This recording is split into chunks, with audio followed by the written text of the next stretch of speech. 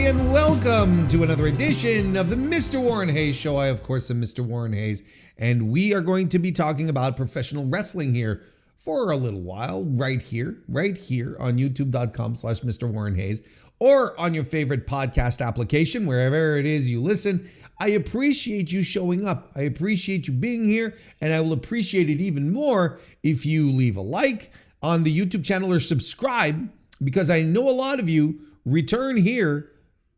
You come back to the podcast, but you're not subscribed to the channel. So, just might as well go with it then. Might as well just make it full circle and just subscribe. Go right ahead and do the bell gimmick and all of that.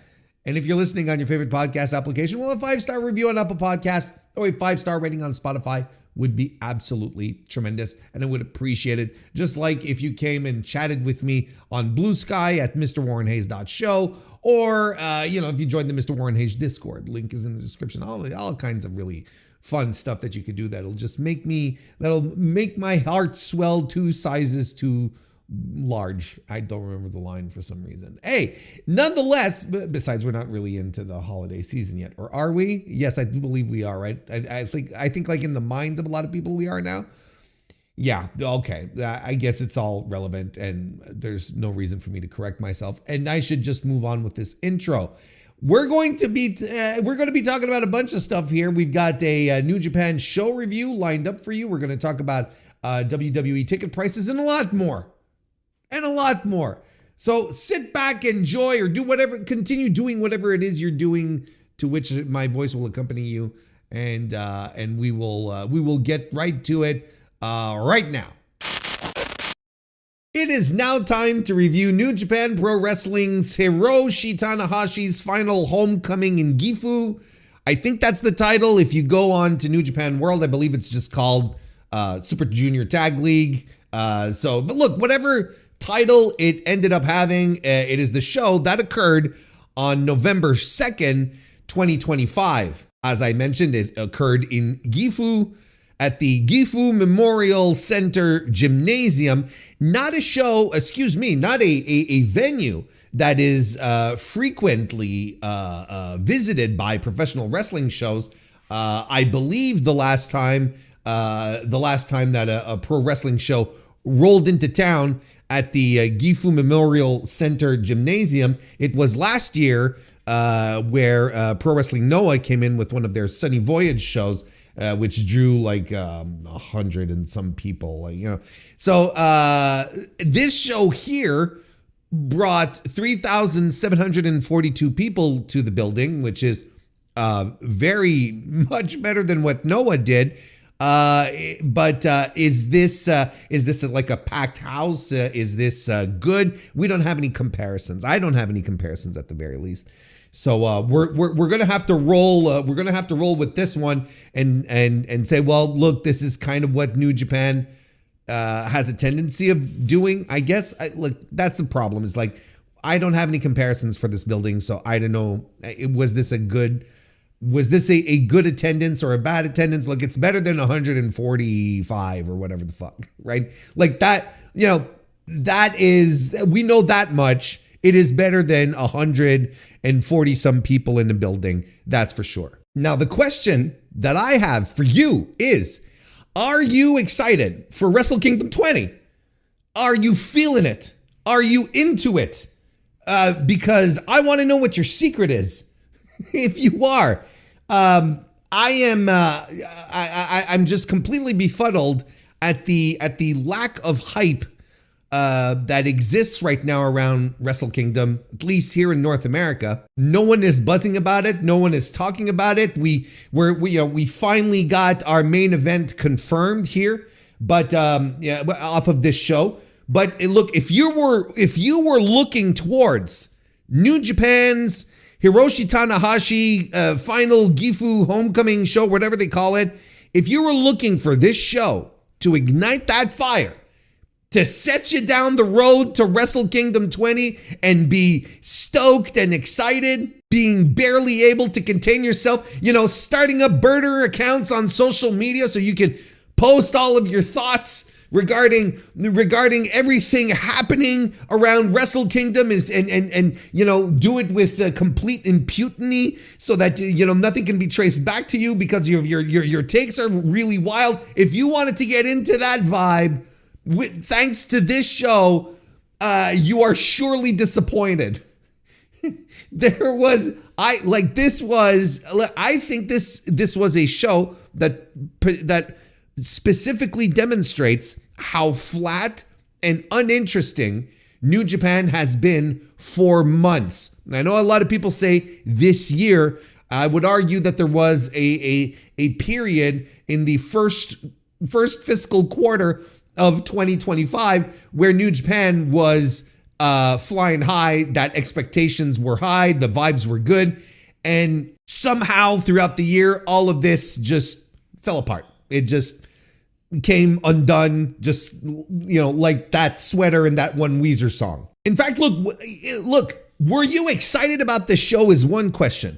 The second question I have is, and this is, did you even know there was a big New Japan show this weekend? Like, did you even know? Like, if you were to tell me, Warren, gee, you reviewed a New Japan show, I didn't even know they had one of those happening. And frankly, neither did I. I found out about it on Friday. I was like, oh, because suddenly one of my group chats just started talking about Hiroki Goto versus Konosuke Takeshita, which I knew was coming. I just didn't know it was this weekend. I didn't know it was happening here. So, I can't even blame you if you're sitting there and saying, Warren, I don't know if I'm excited about anything. I didn't even know there was a show this weekend, and I couldn't even blame you. New Japan right now feels so incredibly flat, and it's a cold promotion right now. It's not super exciting. I don't know who can rightfully stick up for New Japan and say, no, everything is great here. Everything is super exciting and there's so much stuff to sink your teeth into. I think these people are lying to you. I think these people might be Chris Charlton that you're talking to. It's like, actual employees of the company. I have difficulty getting into it. I have a lot of difficulty getting into New Japan these days. And this show didn't do anything to reignite. Now, was this a bad show? I would say it was a boring show. I think there are two matches on the show that are well worth your time, but everything else on the show. And this was a 1, 2, 3, 4, 5, 6, 7, 8. This was an 8-match show. And 2 matches out of those 8, I would absolutely say, yeah, these are cool. They're worth your time. Does that make for a good show? Like overall, would you consider that to be a good show? Right? If only 2 out of 8 matches are like recommendation worthy. Well, then, someone, if you're fair, you'll be saying, well, depends, Warren. Are the other matches decent? Are they good? Are they exciting? And overall, it'll be like, they're competent. They overall, they're fine, but it's nothing that I'm sitting here thinking about and letting it buzz through my brain. I would consider it subpar, absolutely. I would even consider it, stale, a little boring. I don't think this was a good show. I don't think it was a terrible show, but it's not exciting. It's boring. It was a boring show that finally lit up with the top 2 matches of the card. Having something to say, having something to deliver. But it's symptomatic. It's symptomatic of everything that's happened in the past year for New Japan. And some could even argue, like myself, that this is not just a 2025 problem. This has been a 2024 problem. It's been a 2023 problem where New Japan has not been creating new top guys. Have finally decided to throw their weight behind one guy, right? Yota Tsuji is clearly, is finally the guy that they're finally deciding to prop up and get behind. But other than him, no one has been elevated. No one has been given the impression that you need to watch these people and follow them. And what has happened since? What has happened in that time over the past 2, 3, let's say even 4 years, if you want to start going, if you want to really, really go back far? Well, all of your top guys are gone or on the point or are on the point of retiring, right?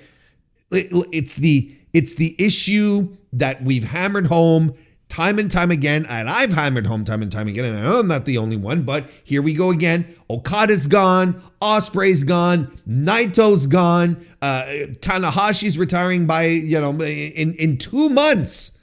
In 2 months' time. Arguably the biggest star that the company has ever had is leaving for good in 2 months. And who's the replacement? Who are the people who are going to drive this company forward? And you have ideas, right? You can see where they're going. Like I said, well, Yota Tsuji is probably the first one that you really feel like there's a stamp of approval on. They've got, they'll try Shota Umino again. They've got Yuya Uemura, right, ready. Ryohei Oiwa is another guy that people are excited about. Yuto Ice is getting a lot of conversation, if only because he's a guy that brings a completely different energy from what everyone else has here. But no one feels like they're being pushed outside of Tsuji right now.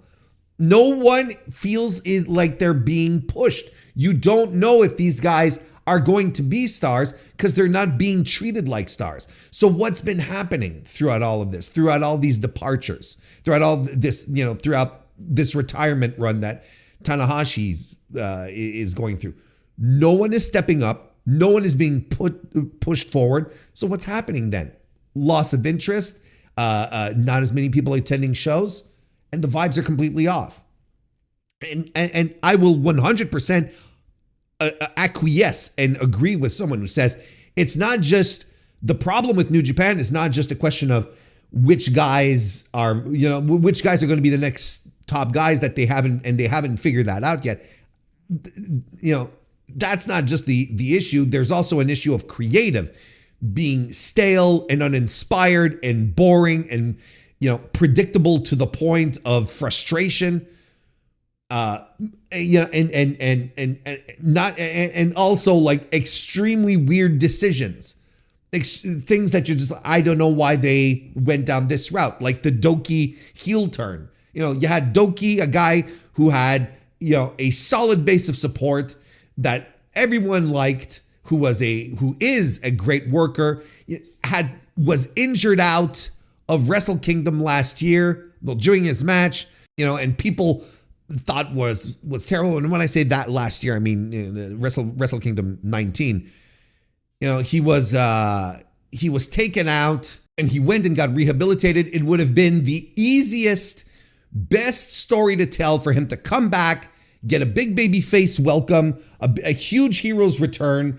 People would have been excited about it, but no, instead they go and throw him in. He's just another body in the house of torture doing garbage. He's just nothing more interesting than that for a guy who legitimately could have had like this tremendous babyface return push. So, this is what New Japan has been all year, right? This is exactly what. So now, financially, they're not in a great spot. Their attendance is not improving. It's not great. The attendance this year overall in the G1 has not been terrific. The Hiroshi Tanahashi retirement tour has not been doing fantastic business. So they're fucked.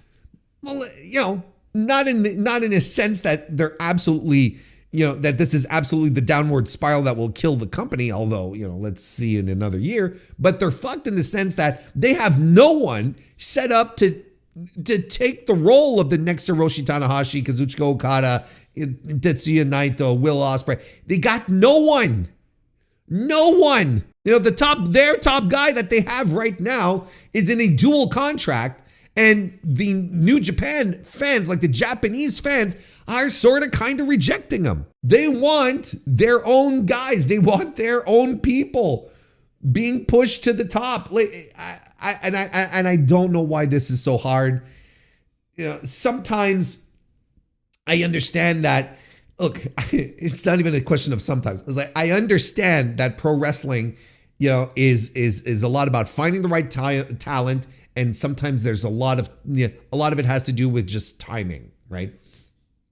Being at the right place at the right time type of situation. But in this case here, they have had months, years to prepare for this scenario, and they did not. And this is where we're at. It's gotten real fucking dire, folks. You watch this card from top to bottom. You watch this show, the Hiroshi Tanahashi Super Junior Tag League Return Final Homecoming Gifu show, whatever the fuck they're calling it. You watch this show from top to bottom and you're like, whew, what the hell happened to New Japan? Like, let's say someone parachutes in for the first time post-elite departure, right? Let's say from around that era. They parachute into New Japan today. And they're like, holy moly, this promotion is completely different than how I remember it. It's kind of boring. And that's, and we're right in Wrestle Kingdom build.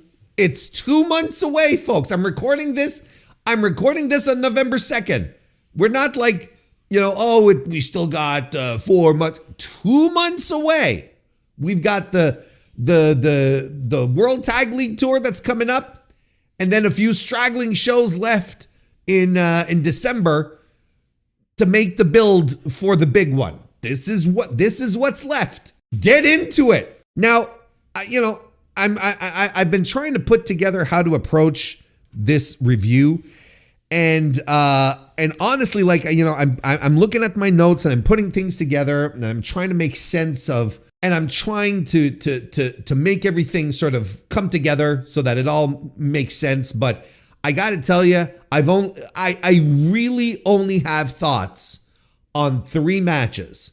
The rest is just a gray amorphous thing that is all agglutinated together. That I barely remember what happened at this point. A couple of things. But I've got nothing. I've got nothing. And if the majority of the card is that, offering us matches that got nothing, well, then I have nothing in return. I'm not going to sit here and try to break down, an 8-man tag team match where it's, the guys are coming in and having a good little effort, fine little match. The effort's there. But that serves as a wrap up for the Super Junior Tag League. It's just one of those where all the teams, get together one last time and they all have matches together and whatever. But if that's what you got for me, I got nothing for you. Nothing stands out. No one's being focused on. You don't feel any standouts. There's nothing. There's nothing for the majority of this card. So might as well just go to the main event and work our way back down. And I don't know. I know I say this sometimes, but this might end up being a short review. And then I end up doing like an hour and 15 minutes on something that I thought was going to be short. But I really do feel like this time, I feel at this time that it just might be a short review. Konosuke Takeshita successfully retained the IWGP World Heavyweight Championship by defeating Hiroki Goto. This was an incredible match. It was excellent. I have I don't have much to pick apart here as far as true criticisms, true critique. This should have happened or whatnot. I thought this was very, very good. And seeing the result, I think it's safe to say that the Goto revolution is officially over now.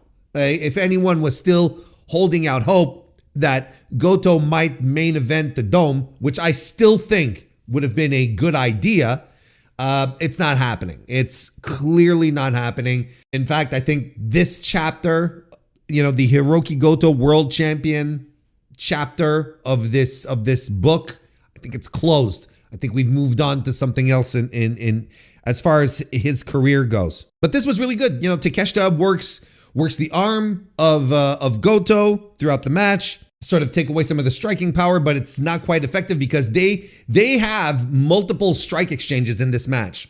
Just cracking exchanges. Fantastic stuff. The forearms, the elbows, the knee strikes. It's very good. After Takeshita lands a running knee strike up the top, up onto the top turnbuckle on Goto. Goto, they sort of fight on the turnbuckle, and Goto lands one of his sunset power bomb things, one of these deep cuts from his junior heavyweight arsenal that he hasn't used in a while. Takeshita does the bastard driver into the wheelbarrow, but Hiroki Goto pumps up, jumps right up, fighting spirit and whatnot, but he gets leveled by a lariat by Takeshita. Goto later on does hit the GTR, but he can't cover because these guys have been beating the piss out of each other, which is tremendous. That's what you want to see out of these types of main events. You want to see these two guys just completely leave it all out there to be, world champion. Poison Rana and running knee by Takeshita, which is followed by an incredible last ride. It almost felt like desperate. The last ride that Takeshita did, where he lifts him up and he's sort of crooked. He doesn't have he extends, but Goto is sort of like crooked. It looked so like desperate, and it felt like he could really get hurt. He being Goto looked like he could legitimately get hurt. It was a fantastic spot. Goto does the Shouten Kai, and then they start striking each other. But Takeshita ends it all with the burning fire. Look, I thought this had a great second half. They really took the time to build to the crescendo, which I thought was incredible. When I often say that, Takeshita is a guy who understands the mandate, who understands what it means to kick in the juice when it's time to go up to those next levels. He's the type of guy who can do that. So I'm in complete confidence in his capabilities for the Dome. I thought it was absolutely tremendous, and Goto was there along for the ride. I mean, look, Goto was a guy. He's part of the golden age generation of New Japan. So of course he understands the mandate of a big match in this company. So that gelled really well. I'd give this match 4.25. I thought it was great, like an excellent match. You should check it out whenever you have a chance. It comes highly recommended. And then we have the post match where Takeshita is, showering Goto with praise. He invites him back in the ring and whatnot. Like, it really does feel like like I said, we're closing this chapter, and the Goto revolution is, thing of the past now until we need to dig it back up again. And essentially after that, Takeshita says, well, listen, whoever wants to step up to me at the Dome, you're more than welcome. And then Yota Tsuji comes out. I really would have liked, I would have liked less of an open challenge feel to it. I would have just had Tsuji walk out instead of it giving the impression that, it's an open contract for the top spot in the Tokyo Dome, in the company's biggest show of the year. If you feel you could handle it, because there might be someone completely delusional like Yujiro Takahashi will be like, yeah, that's me. I'll run in and take the spot. I can do that, kind of thing. It's just completely off his gourd. But no, it is Yota Tsuji who comes to the ring, and not only is this a challenge for the IWGP World Heavyweight Championship, but the global title will also be on the line. Now, I had heard, and I think a lot of us had heard the rumors that this might be a plan. It's been going around for the past couple of weeks that they might be doing a merge of the titles and possibly bringing the old IWGP Heavyweight Championship belt design back. Look, that's something. Like I said, when we talked about this I talked about this, I think, on stream a couple of weeks ago. I don't understand why this always comes back up. Now it's been like, what, 4 years since the belt redesign? 3 years, 4 years? It has to stop. We have to, every time this type of thing happens, or we get into Wrestle Kingdom, or big shows, anyway, there's always this discussion on, oh, well, maybe they'll bring back the old design. Yes, the old design is better. Yes, it looks more like a prize. Yes, I hate the winged, Divas belt that they have right now. But I'm also kind of over it. I wasn't necessarily a militant either. I really preferred the previous title, and especially the reset of the lineage was just like cuckoo crazy to me. Like, I don't know why they decided to do that. So I'm just done talking about it. Like, I don't know why this always comes back, but now it's come back because now we're talking about fusing the global title with the world title again. That's the rumor that's going around. I don't think they said that they would be merging the titles. I think it's just going to be a dual championship type of scenario.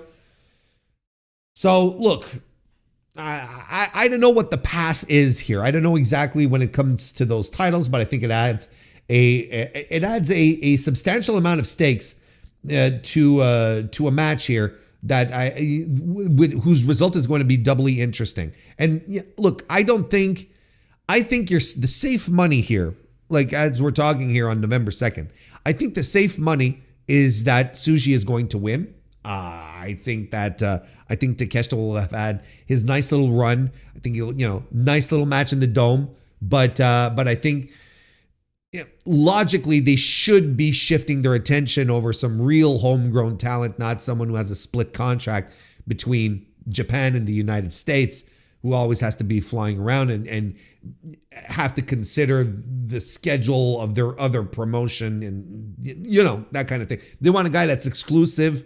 I think that makes a lot of sense.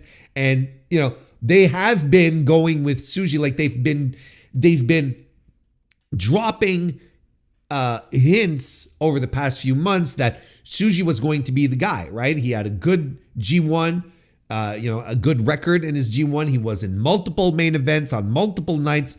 That's why I kind of stuck with it. And I was like, no, I feel like this is the story they're telling, that Tsuji's finally going to be the guy that they're going to throw their support behind. It's not going to be Kazuchika Okada in the main event.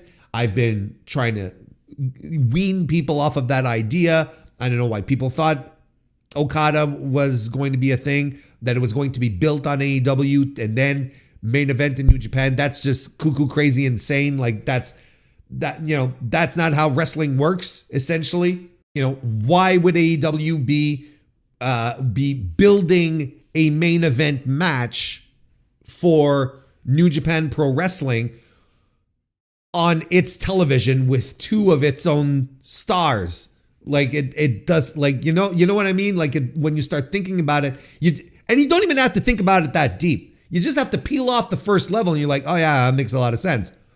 You don't have to start thinking really deeply into the weeds to realize that Kazuchika Okada and Konosuke Takeshita in the Dome makes zero sense.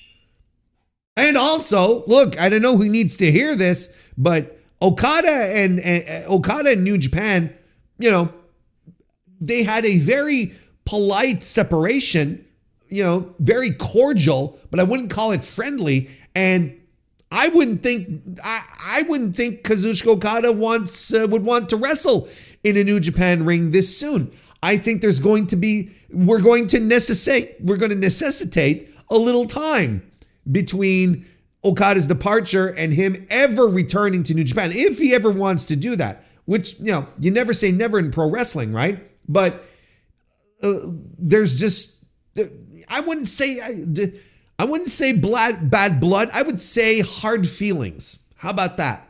And the only way to get rid of hard feelings is letting time go by. So there was no conceivable way that Okada was going to work a New Japan show. Like it just was not going to happen. It's not as if Okada was running around backstage at Forbidden Door this year, taking pictures with all of his great friends in New Japan Pro Wrestling. Anyway, look, I'm getting off track here because the point is Tsuji's going to be the guy. And if I know I didn't do full G1 coverage this year, but I did do like weekly coverage on the podcast and whatnot. And I mentioned it a few times. I even feel Yota Tsuji's work has improved. I think he's changed.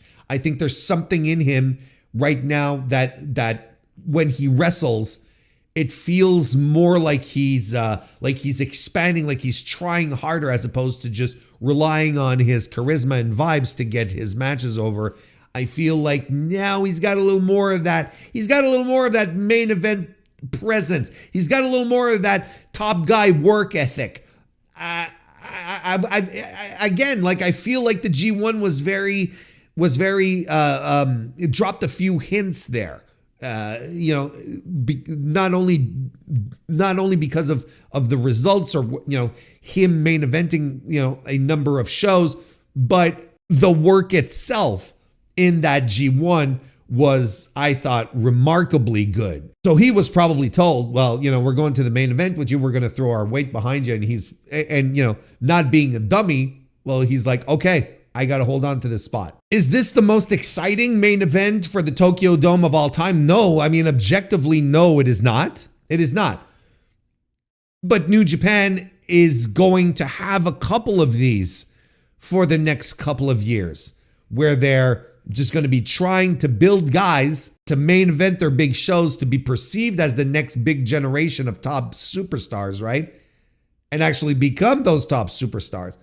It's going to take a while because they didn't take the time to do it beforehand. They didn't take the time to do it in the past 3-4 years when it was still time, when they still had all of their top people. And then in the meantime, could have been building the next generation to rise up, but they didn't do that. They decided to stick to their guns and look at where they're at right now. They are in a weird spot, and it's very uninteresting. They're in a very uninteresting spot, and especially when you consider they call it their sister promotion, but it's like Stardom is under the ownership of New Japan in the tree, right? It's like New Japan, Stardom is a subsidiary of New Japan. Stardom has turned into an exciting, unpredictable, entertaining promotion to watch and follow. And why did they do that? Because they kicked out the old man, they kicked out Rossi Ogawa, and then they decided to push new people. New, fresh faces, exciting people who could rise to the occasion. And they found a gem. They took a chance. They took a chance on Saya Kamitani, and they have not looked back. She has delivered and over-delivered multiple times. And you have to wonder, why is it that the biggest wrestling promotion in Japan, why is it that the biggest wrestling promotion in Japan is unable to take those types of risks? Why could they have not just like picked one guy and say, this is the guy we're strapping the rocket pack to? Oh, they tried with Shota Umino. Yeah. Did they? Did they really try with Shota Umino? I would argue no. Because if you're strapping up a guy to be your next top guy, well, you don't have him lose every other match. You don't do the 50-50 booking, and you pay attention to how your crowd is receiving this guy, right? Because look, Shota didn't seem to care. Shota seemed completely uninterested. He didn't show that he wanted to be top guy material regardless. And the fans rejected him on that level. Remember when he came out to challenge Zack Sabre Jr. for Wrestle Kingdom last year? Or this year? Well, the challenge was last year. Christ, it's confusing when they're like that early in January. It's always confusing. But for Wrestle Kingdom 19, he came out to challenge Zack Sabre Jr. And you remember what the audience reaction was? It was boos. They're like, no, not this guy. Now, they should have figured out before saddling him into the Wrestle Kingdom main event slot, they should have figured out that this is not the guy. And Zack Sabre Jr. could have probably said, you know what, folks, this is not the guy. Talking to the guy, to the decision makers backstage. Because what did Zack have to do in the main event? He kicked them in the face a few times. and say, get up, this is Wrestle Kingdom. What are you doing? In fact, I think he said, this is the Tokyo Dome, right? I think that's what he said. Get up, show something, this is the Tokyo Dome. I would argue that Shota Umino was the wrong choice. I think, and it's not as if they were bereft of choices. It's not as if they didn't have anyone else to turn to. They had other guys that they could have easily pivoted to, but they didn't do it out of, I don't know, convenience, laziness. I don't know what it was. So I don't remember why we went down the Stardom track. What we were talking about, taking chances and whatnot. But look, I don't even think that going with Yota Tsuji is a chance that they're taking. I think the fans have adopted Yota Tsuji and they adopted him a long time ago. I think New Japan should have pushed him stronger, than what they did. And I keep hearing people say, oh, he should have beaten Sonata on his first night in, when he challenged Sonata at Dominion, what's 2 years ago or something, 3 years ago. And I'm like, look, not everyone should be pushed like Okada. Not everyone should get the Okada push, right? But, history being 2020 and all, Sonata wasn't the guy either. So, just try stuff out. Try stuff out. Okay, your world title is a little more volatile. It jumps around from guy to guy. You try some things out, but eventually it will also sort itself out, and you will find the people. You'll find your core people that will be your next main eventers. Anyway, but to be fair, I think they do have their core main eventers. I think they've figured out who they want these people to be, but it's a question of whether the audience will accept them. It's whether or not the audience will accept them as the main eventers or not. And that's what they have not been doing, and that's what's dangerous. Let's move on. Just before that, Yota Tsuji retained the Global Heavyweight Championship by defeating Hiroshi Tanahashi in Tanahashi's last match in Gifu. I thought this was excellent. It's exactly the representation of what I said earlier, about Yota Tsuji finally finding his footing in his work as a top guy. If he can settle in with broken down 2025 Hiroshi Tanahashi and drive this kind of match and get this kind of match out of him, which is physical and people are bumping and they're flying all over the place and flying, flat on their faces and whatnot. I have a lot more hope for Yota Tsuji than I did 6 months ago. Quite honestly, you all remember I'd call him a vibes guy, and I would say, he's got the look, he's got the look, he's got the crowd connection, but I don't see it in his work. His work is fine. There's nothing extraordinary about it, and I think that's the main problem. I compared him to a Shinsuke Nakamura, where Shinsuke would most of the time just coast on vibes. And then once in a while, he just poof, have this flash of genius. And you're like, holy shit, what an all-timer type of match kind of thing. I thought that would be Yota Tsuji's lot in life, but I don't think so. I think Yota Tsuji is a legitimate top guy. Now, I think he has the stuff. I think he has the in-ring work to accompany it because he proved it here. He proved it by guiding. I wouldn't say guiding. I don't think that's fair, but accompanying Hiroshi Tanahashi into one of Tana's best performances in his final year. I absolutely love the Boston Crab spot. I thought it was terrific. Where he has it cinched in so good. Like he's got it cranked in and he's leaning back, and commentary's doing such a great job of putting over the technique that he's using and making sure that people understand that, no, he's really got it cinched in. That Hiroshi Tanahashi, fucking ace of the universe, the guy who carried this entire company on his back, one of the greatest wrestlers to ever do it, cannot find a way to reach the ropes to get out of this basic ass young lion fucking move. It's tremendous. At that point, I'm like, what a kick-ass story they're saying right now. This is as close to a passing of the torch as we have gotten so far. I thought that moment was an incredible bit of storytelling. And it accompanied, throughout the match, where Tana's doing his bit where he wants to do 2 high fly flows, which seldom works out for him.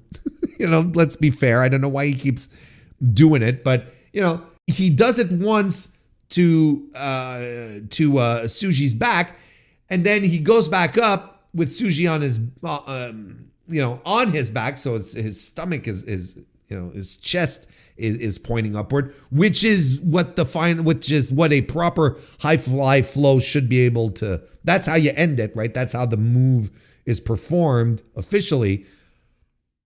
And then he does it, and Tsuji, of course, lifts the knees, and Tana just bounces off the fucking knees like he's a rubber ball, like he's a squash ball off of that someone just whacked against the wall. And we get some callbacks in the match too. You got Tanahashi doing spears and doing a straitjacket German. They called it, but it's in reality the dead bolt, which is Yuya's move, and Yuya and Yoda are meant to be generational rivals, and these guys are spent. And there's this huge headbutt by Tsuji that just completely murders all the momentum that Tanahashi had been building up. And then we get the bit that I mentioned, wasn't necessarily in sequence, but then we get the bit where Tanahashi bounces off the knees off of a high fly flow, and then we get the Gene Blaster for the win. I thought it was an excellent match. I've got again, this is another match that I don't have many notes against. I thought it was extremely well done. Another 4.25 star match. I think you should go out of your way to watch it. This is one of Tanahashi's best performances throughout his tenure. After the match, Yuto Ice comes to the ring, and I get a fucking cold shiver up and down my spine, because despite the fact that I like Yuto Ice, because I think right now he's bringing an energy and a passion to this promotion, this stale ass promotion that is so good and refreshing, right? Plus, good little worker. I enjoy his stuff. Despite the fact that despite all of these good things, I got a shiver up and down my spine when he showed up, because I was like, Jesus Christ, this cannot be Tanahashi's Wrestle Kingdom final opponent, right? It just cannot be that. Turns out, no, he challenged Tanahashi to a match next Saturday. So because boy, oh boy, that means that plan A, plan B, and plan C for Hiroshi's, for Tanahashi's final match all fell apart. At D, E, F, you'd have to go down pretty fucking down the totem pole if you decide to settle on Yuto Ice. No disrespect to Yuto Ice. He's not exactly, it would have been a Kurt Angle, Baron Corbin type of situation, in my opinion, right? Where it's like, this doesn't work. This is a terrible decision. Nope. Why are you ending this legend, this stellar career with this guy kind of thing, right? And again, no disrespect to Yuto Ice. I think it's just he's got nothing. Like he's got no, when I say he's got nothing, he's got no star power. He's literally just starting up. Anywho. But we still don't know who Hiroshi Tanahashi's opponent is going to be. During the post-match presser, the little press conferences that they do after the matches, Gedo showed up during Tanahashi's press conference and said, "I'm going to find you an opponent." So they're addressing it. It's coming. They probably have someone lined. I hope they have someone lined up at this point. Maybe this Saturday we're going to get the announcement. Like if Gedo's coming out and talking about it on camera, that means we have something sealed. There's very, very likely something locked up. I would still like it to be Shinsuke Nakamura. I know the levels of impossible, or I don't want to say impossible, but the levels of difficulty of that happening are tremendous. Historically, on a purely historical basis, the intertwined story of these two guys together makes perfect sense for this to happen, right? Now, there's the whole WWE thing, of course. I don't know if you remember, but earlier this year there were rumors going around that Shinsuke's contract was coming up this year and that he was not going to be renewed. Is this the case or not?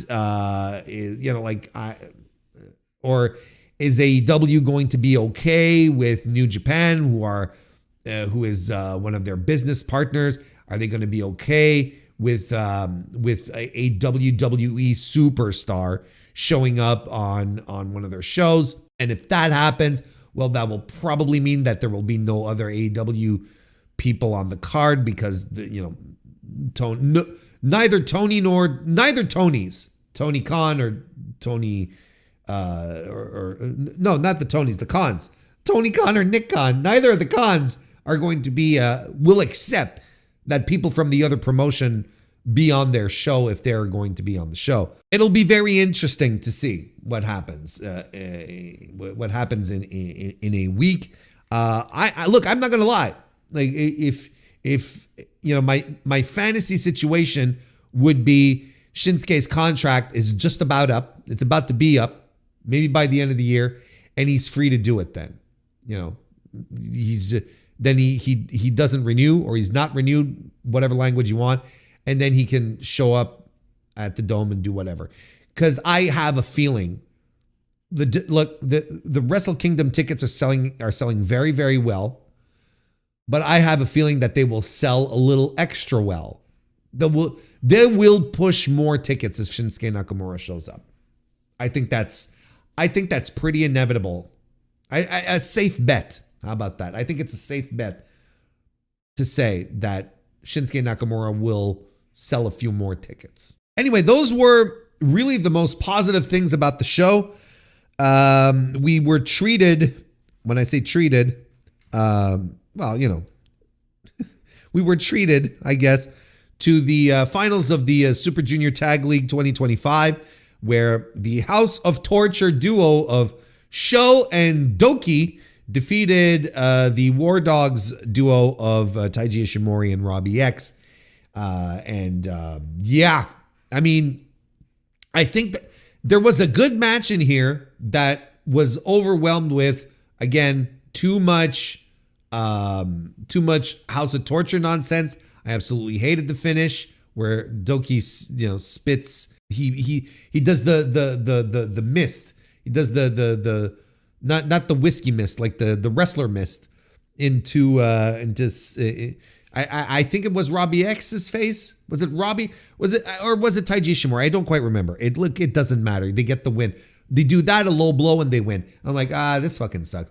I really hate this. It's like, I really, really do. I'm not into it, but there was a good match in this, and I thought particularly Robbie X was excellent in this one. I thought he was absolutely tremendous in this match. I will say there's one moment in this match where there was some really good heel antics where Doki's got the Doki Choki. I know it has a new name now. It's like the shadow choke or whatever the fuck. I'm still going to call it the Doki Choki. And you know it more by the Doki Choki than whatever name he's got for it now. The darkness clutch, like who cares? He's got the Doki Choki on Taiji Ishimori, and Taiji Ishimori is struggling to get to the ropes. And when he does, then you have Sho who's distracting the referee. So Ishimori's in the ropes, but the referee's not seeing it, and that gives enough time for Doki to roll him back to the middle of the ring, which I thought was tremendous stuff. Like that's some good heel nonsense that actually helps to enhance a story Whereas there's a lot of stuff here that did not. I thought it was really interesting that Taiji Ishimori was basically the Ricky Morton of this match. Because I was like, okay, this is an interesting, was not expecting that. But, you know, look, it's a three and a quarter star match. There's a really good match in here outside of if you removed all of the shenanigans, the House of Torture nonsense, the bad stuff, and you focused really on some good wrestling. There's a good match in here. I know it's in there somewhere. It just didn't come through all that much in the end. So it is what it is. And then the rest, look, I'm not breaking down all of these other multi-person matches. My favorite one, I'll say this, was the 8-man tag match between Clark Connors, the Knockout Bros, and Shingo Takagi versus the United Empire. That one felt like it had like some real deal anger and hate, and people were pissed off. You know, Callum Newman and the Knockout Bros. It was like, all right, we've got something here. This felt good, and I thought the match was chaotic and a lot of fun. I gave that 3.25 stars as well. But like, look, the House of Torture team of Dick Togo, Evil, Red Narita, Yoshinobu Kanemaru, and Yujiro Takahashi defeating Master Wato, Shota Umino, Toru Yano, Yo, and Yuya Uemura. I gave that 2.5 stars. And then the other 8-man tag where El Desperado, Kukai, Tiger Mask, and Yamato defeated Dragon Daya, Rizuke Taguchi, Kushida, and Yuki Yoshika. I gave that 3 stars. Hartley Jackson, Kosei Fujita, and Robbie Eagles of TMDK defeated Daiki Nagai, Gedo, and Hiromu Takahashi. I gave that 2.75 stars. I'm excited for Daiki Nagai's future. I'm really, really excited for that. And Oleg Boltin basically Oleg Boltin was in a 6-man tag match with all young lions, and he beat a young lion to win. So, but it was solid, no nonsense pro wrestling, 3 stars, you know, kind of thing. I will point out though that in the 10-man tag, I think I said an 8-man tag, but it was a 10-man tag with the House of Torture defeating Umino, Uemura, Yo, Yano, and Wato. At the end, once again, Aaron Wolf shows up to sort of save the day, to sort of get rid of evil, and he hits the ring, and he actually does a move this time, because the last time we saw him, he just showed up in the ring and everyone scattered. Here, he actually did a judo throw on Evil. Now the crowd popped huge for that. They were like, and of course they will. It's Evil, and you know, fuck Evil. No one likes Evil, but it did get a big reaction. It did get a big reaction, and that's I think that's what they're looking for with him. But then, like, look, I'm not sold on Aaron Wolf yet, and I'm not saying this in a way where I'm like, he stinks and he's awful. Let's throw the baby out with the bathwater. That's not what I'm doing right here. But I'm saying, like, myself right now, I'm not sold on him. I know he's a big deal in Japan. I know New Japan is banking a lot on him for the future. I'm fully aware that he is a household name in Japan. As for me, who has no familiarity with him outside of everything that I've learned once New Japan decided to sign him, I look at the guy and I'm like, okay, well, he's clearly he's a very talented judoka, because, you know, he's an Olympic gold medalist. So clearly he's very good at what he does. And I don't know if it's translating into pro wrestling, because he just stands there. And it's kind of like when we talked about his first appearance on my previous review, the previous New Japan show, which I don't remember. It was Destruction in Kobe. Was that it? Was it the Destruction show? And I said, look, he just stood there he wasn't emoting, wasn't doing anything. And now like he raised the belt. But even before that, he does the judo throw, and then he sort of interrupts Evil, who's rolling out of the ring. Like he sort of positions himself on top of Evil, still standing, and Evil just freezes. And he's like, oh, he's going to do something, right? Because Evil's a pro wrestler. So like, oh, this guy has something on his mind, but he just stands there and does nothing. And then Evil continues.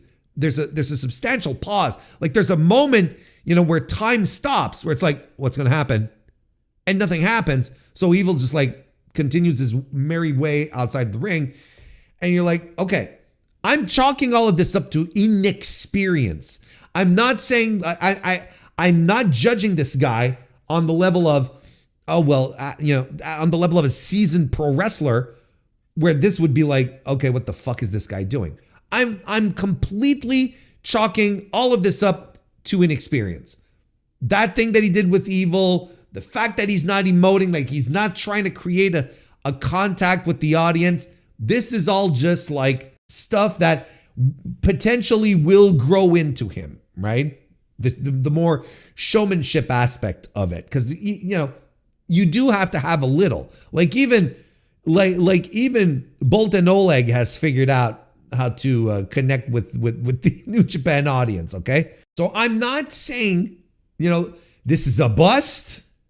I'm not saying this is the end. What I'm saying right now, as of November 2nd, 2025, I am not sold on this guy. And he has all the opportunities in the world to bring me on board. And there's really only one spot that Aaron Wolf is going to matter. There's one, and that's when he wrestles on January 4th, 2026. That's the spot that really will determine whether he's worth it or not. Because right now, look, I'm sure the Japanese crowds are excited about it. I'm sure the media is whatever, right? And I think it's smart to have him show up on these Road to shows. Well, it's not exactly a Road to, but on the Road to Wrestle Kingdom to hype up his match with Evil, because it is going to get people excited, right? So it all makes perfect sense to me. As it stands right now, I don't see it. I'm not sold on him. I like, just as a presence, like someone that you bring in and gets your crowd hype and whatnot. Well, you know what I mean? Like creates a connection, and like, I'm not there yet. I'm not sold on this guy yet. And he will have multiple opportunities to get me on his side, right? I just don't see it yet. I'm still optimistic. Maybe I'm a little more cautiously optimistic, but I'm not a lot more cautious. I'm not sold on him right now. That's how far I'm going to go. But let's say we get around to January 4th and he just has a fucking barn burner with Evil. He just has a great match. I know what kind of match he's going to get, right? I know what... We all know what kind of match he's going to have with Evil, right? Evil's going to do the Evil stick thing, and he's going to do everything in his power to get the guy over, right? And maybe I'll be like, yeah, you know what, Aaron Wolf, it's going to be a great time. And maybe there'll be something there that I'll be excited for with this guy moving into the future. As it stands right now, I just shrug and I go, well, it is what it is. He's not a string bean. Like the guy, he's huge. You see it in the ring. It's like, oh my God, this guy's tremendous. He looks, he's a brick shithouse. It's tremendous, right? He's got a look. I just don't feel that vibe, that connection. I'm not right now. It just feels like he's going out there and trying to look tough and solemn when there's a little more to it when you're a pro wrestler. There's a little more showmanship. That's what charisma is also about, right? Because he looks good. He's a handsome fella. He's got all the tools. I just don't see it yet. I'm not sold on Aaron Wolf yet, but I'm not trashing him. I'm not throwing him to the side.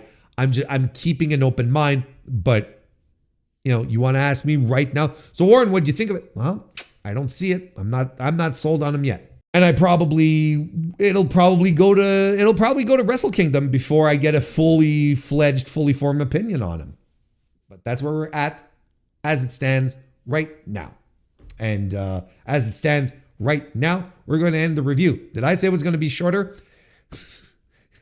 Ain't it always? Hiroshi Tanahashi's final homecoming in Gifu / Super Junior Tag League.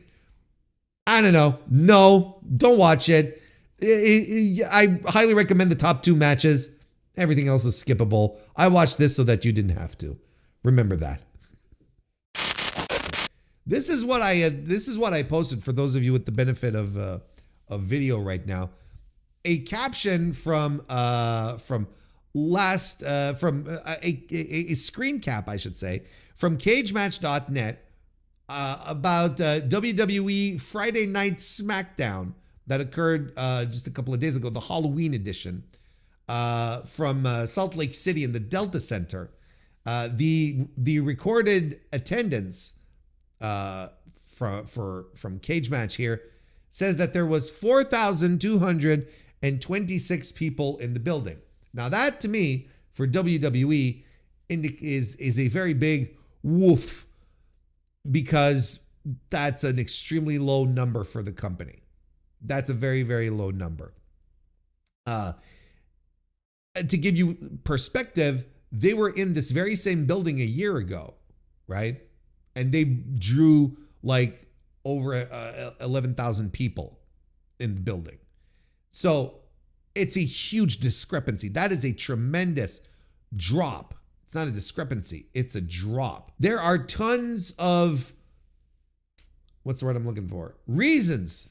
There are tons of reasons that you could speculate on, that you could theorize on. And one of them, I think, which is a very legitimate question to ask yourselves in these circumstances, is ticket price. Look, I know in the United States right now, the economy's not great. People are having a rough time while, the president makes it, renovates a bathroom with, entirely made out of marble for himself, right? So meanwhile, people are finding it a little rough. Got to make some hard decisions. So while that is happening, TKO apparently, according to data put together by Brandon Thurston over at WrestleNomics, seems to point that TKO is doubling the price of tickets since the TKO merger. So people saying that it is out of price to go to WWE shows now are absolutely being correct. I want to take a little bit of time here out of the day to read Brandon's article here so that we can get the gist of it. Average domestic ticket prices for WWE's weekly main roster television events have roughly doubled since the TKO merger that combined WWE and UFC closed in September 2023 in real 2025 dollars. Data obtained by Polestar and analyzed by WrestleNomics shows the line breaks sharply upward beginning in 2024 and continuing in 2025 after more gradual increases throughout the 2010s and 2020s. Polestar doesn't capture every Raw and SmackDown, there are more than 100 per year, but the sample is substantial. 27 domestic events so far in 2025 and around 50 in recent pre-pandemic years.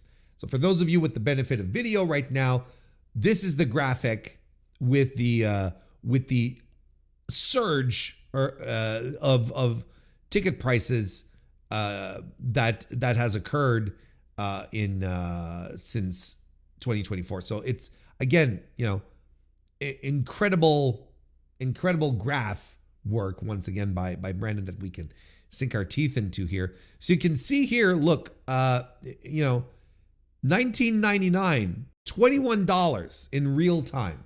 We have both numbers here.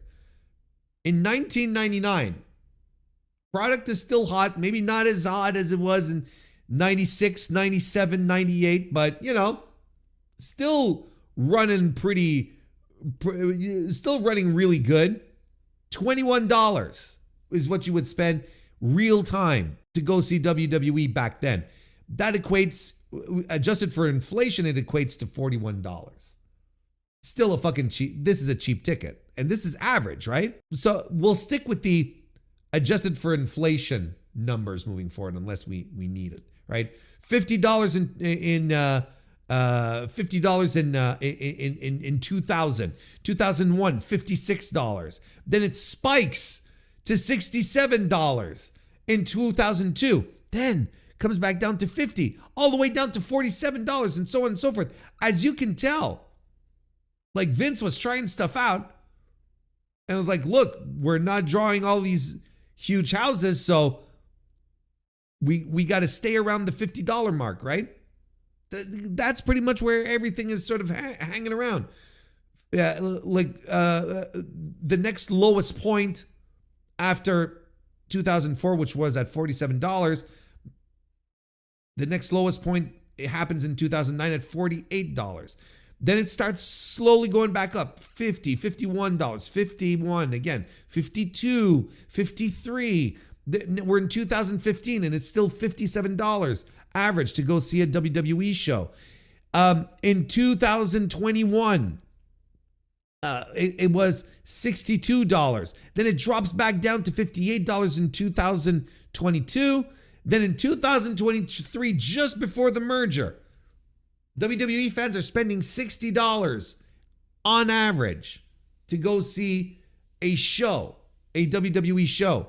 Then it spikes to $75 on average in 2024. And now it's at $118 right now in the year of our Lord 2025. This is how much it costs to go see World Wrestling Entertainment and its superstars. Now, the natural question, this is how Brandon continues here. The natural question is whether this dramatic rise in prices is all that different from the wider live event business, which is fair. The short answer is yes, but by scale. Polestar posted an article at the end of 2024 indicating that for touring acts in North America, average ticket prices were essentially flat from 2023 to 2024. Our analysis of Live Nation's investor disclosures supports a similar conclusion, with prices largely stable when adjusted to inflation. So you can see pretty much, once adjusted to inflation, the prices are still relatively the same. $144 in 2023, $140 in 2025 for touring acts in the United States. But what about sports? NFL ticket prices slightly declined this season from last year, according to The Athletic. The increase in NBA prices has been significant. In the 2023-2024 season, the average price was $118 before increasing 21% to $144 in the 2024-2025 season. That's moderate compared to the 60% increase for WWE from 2024 to so far in 2025. It's a different question, though, to ask whether WWE tickets were previously underpriced, and it's possible they were. Some might assume the increase reflects more international televised events skewing the sample, but that's not the case here. This analysis excluded all international events and focused just on events in WWE's domestic markets in the US and Canada. So you see, we're not even getting the adjustments for stuff that happened in Paris, in the UK. We're definitely not getting any information from the Saudi stuff. Like, there's nothing included overseas. This is strictly based in the United States. You know, shows being held in the United States as opposed to anywhere else. US and Canada, I should say. Still, the growing number of international tapings and the steep decline in non-televised house shows mean fewer domestic events than ever, which might push domestic prices higher by creating scarcity. Now, we know that this is a tactic that they employed. We absolutely 100% know this is a tactic they employed because we saw it coming. We knew that's what it was when they started reducing. They even said it themselves. I don't remember if it was at an investor call or during an interview. I don't remember which one, whether it was Shapiro or Emmanuel. I don't quite remember. But they were saying, we're reducing the number of house shows so as to be able to create destination events in other cities, which essentially is jargon for, well, we're doing less events so that the events that we do have will draw more people from the outside and will be more willing to pay big money, knowing that the show won't go to their smaller market. TKO president and COO Mark Shapiro, who began overseeing WWE when the merger finalized, has been clear that raising ticket prices isn't an accident, it's a mission. At a Goldman Sachs conference in September, he said WWE, quote, is not where UFC is yet on ticket yield, unquote, and that there's, quote, work to do, unquote. He added that Vince McMahon, quote, was primarily pricing tickets for families and wasn't totally focused on maxing the opportunity, unquote. Shapiro has made clear he sees higher ticket prices as part of a broader effort to expand WWE's profitability. He connected the company's latest increase in profits, the margin expansion, to higher ticket yield and site fees, and said there's still more room to go. So essentially, if you thought that you were done paying big money for WWE tickets, you're wrong. Television viewership data from 2023 affirmed the conventional belief that household income for the average wrestling fan is well below the median in the US, but somehow demand so far is unfazed. For those suggesting that WWE's surge in consumer business, visible at least since Vince McMahon backed off from creative control in 2022, has cooled this year, the numbers in live events don't support that. Despite record high prices, more people are attending Raw and SmackDown events, not fewer. See, isn't that interesting? Because we just saw, no. There we go. Because we just saw data that sort of questioned that, right? We just saw an event where it's like, okay, well, is stuff starting to cool off?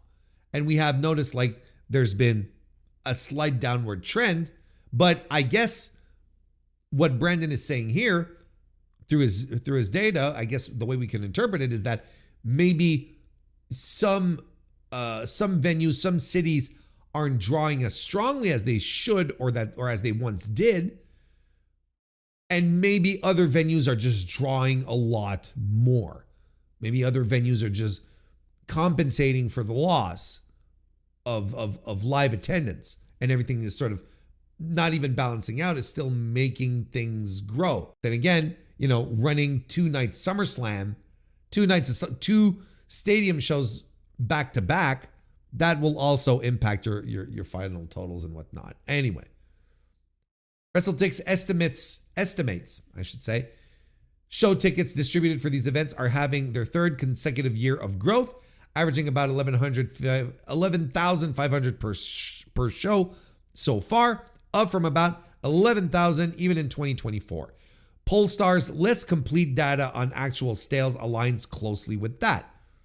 The 27 domestic events sampled this year averaged just over 12,200 tickets sold, up from 11,400 in 2024, 9,800 in 2023, and 7,800 in both 2022 and 2021. Even narrowing to the most recent quarter from June to September, The pattern holds steady. Raw and SmackDown events averaged 10,847 tickets distributed, according to WrestleTix, almost identical to the same quarter last year, 10,849. All this while average ticket price climbed from around $75 to $118. Yes, there's a little comparison here with AEW that we can check out real quick. AEW's domestic ticket prices have gone in the opposite direction, adjusting for inflation. In 2025 dollars, the average AEW TV event went from $58 in 2022 to $49 in 2025. Attendance has also declined over the same time period based on WrestleTix data. It's worth noting that the 2025 figure is based on only 6 samples, far fewer than in previous years. And given evidence that AEW recently sought to include a confidentiality clause in a venue contract, it's reasonable to question whether similar restrictions are more common across the company's deals, potentially limiting Polestar's access to data from AEW events at a time when attendance for Tony Khan's promotion has been trending downward. As you can see right here, there has been a significant drop over the past 6 years. And then we have the example for concert revenue. Meanwhile, Live Nation's calculated average ticketing fee derived from dividing ticket revenue by the number of fee-bearing tickets sold has hovered around $9, inflation adjusted since 2022. The ability suggests price stability across events that cooperate with the Ticketmaster parent, assuming changes in fees would be proportionate to the underlying ticket price. Live Nation's own concert ticket prices, adjusted for inflation, have also been flat, bouncing between $122 and $136 in 2025 dollars. So it's a lot of data, a lot of information to absorb here, but it's very interesting. I thought this was extremely fascinating, just to get a clear view of how ticket prices are going. And I don't have much to add to the analysis here. I mean, and I mean, you can draw your own conclusions as well. It's very, very clear that WWE wants to gouge as much as they can out of their fan base to get to these shows. I don't know how people are paying for these tickets. Quite frankly, are they, going into credit card debt? Are they, borrowing money? Are they are they setting up heists, jewel heists in famous museums across the world? I couldn't tell you. I don't know how it goes. But WWE clearly wants to continue down that path and squeeze as much money as they can out of their fans. Here's something. I was chatting about this with a European friend of mine, a pal of mine from Belgium, just last week. We were talking about how ridiculous the prices are to go to a European football match, a soccer game. And he was, he was telling me, it's like, the one thing that we all have to remember is that soccer has always been like the working man's sport. It's always been, its roots come out of poverty, right? All you needed to play soccer was a ball, something you could kick around, and then your goals was whatever the fuck. Tin cans, hail bays, hail bays, hay bales. Look at me go. It could be just any chairs, just a couple of trees, well positioned. It could be like anything could be the goalpost. And he, these events, soccer matches would be exactly that. It's like the weekend, the guys working hard all week would then go to, they'd go to the soccer game, they'd pay a few dollars and then they'd see their team play, it'd be their team. And look, it's just, greed and corporate structures have taken over sport, and it's just not the same anymore. It's not. it's not, the game is not intended for the people who made the sport what it was. It's not intended for them anymore. You can't be poor and go to these games anymore, right? You can't be struggling financially and just be able to go enjoy, a nice soccer game every weekend because now it's so elite, it's a premium product, and you're like, this is preposterous. And it's the same thing with pro wrestling. Like when we've been talking about ticket prices over the past month or so on occasion on stream, I would often say, this is ridiculous. This is pro wrestling. No one should be paying these prices, these exorbitant prices to go watch pro wrestling. Do you know what I mean?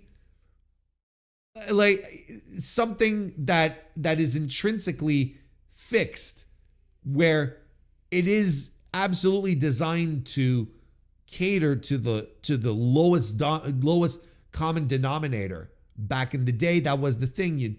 You'd be able to fake it enough so that the dumbest people who go there would drop their $10 for a seat and then come back the week after and to see some more, right? That was the whole that was the whole gist of it. Now it's like the kayfabe, not the kayfabe, but it's like the con is reversed, where it's like, we're going to sucker you out of all of your money to come see our play fighting. And that to me is, it's mind-blowingly ridiculous. What are you paying to see a pro wrestling show at $118 a ticket? What are you paying? Because it's not all the wrestler's salary. Trust me. You're paying for the production, you're paying for the fireworks, you're paying for the big screens, you're paying for the TV equipment. You're paying for all this shit. And it's like, it's just pro wrestling. I'm not saying pro wrestling shouldn't be on national TV. That's not what I'm saying. What I'm saying is that I think we've absolutely lost the plot as to what pro wrestling really is. And I don't think it's not this spectacle. It's not this grand thing. It's two people in a ring, making us believe that they are in a fight. That's what it's supposed to be. Everything around it is extraneous, and ultimately you should not be paying for that. But you are. You are paying for that. It's a preposterous situation that going to see a pro wrestling match costs so much money. You tell that to any promoter in the 1980s, and while they'd be very envious, they'd probably all be laughing their asses off. They'd be saying, no fucking way are people going to be laying down an entire month's of their house's mortgage to come watch a wrestling show. But yet here we are. But I guess to really close the point here, I know the AEW tickets are much friendlier priced, it's much nicer, right? But don't ever think that if Tony Khan was in the same situation, he would not do this.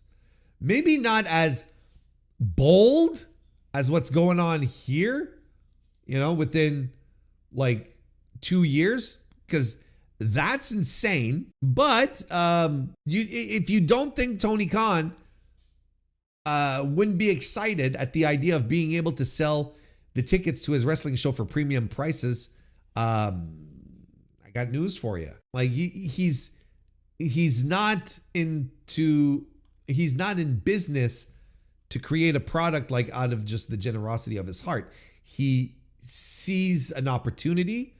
He sees that a chance to create something. Don't get me wrong, to bring something into the world that's his, but he's seeing it as a business opportunity as well. And he wants to maximize the revenues and make as much money as he can. That's just how it goes. And yes, even though he is a billionaire and always has, unfathomable amounts of money at his disposal. There's one thing billionaires really, really love is making more money.